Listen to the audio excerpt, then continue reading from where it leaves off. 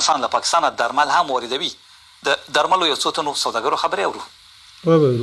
د دوايانو د کاروبار سره تقریبا د 10 کالو نه زمون سلیکه ما دلته زمنګ د نمک منډي د هول سیل مارکیټ چې کم دی دا ټوټل 30% د دارومدار د دوايانو په افغانستان دی. د افغانستان نه چې څومره گاک راځي څومره دکانداران راځي نو دا وګڼه چې دا نمک منډي د هول سیل مارکیټ دا پاغي باندې آباد دی.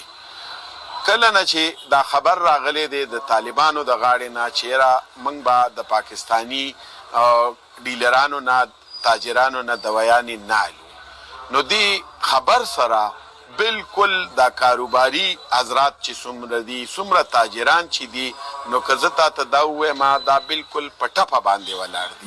د دې روزګار مکمل طور باندې ودرېدو.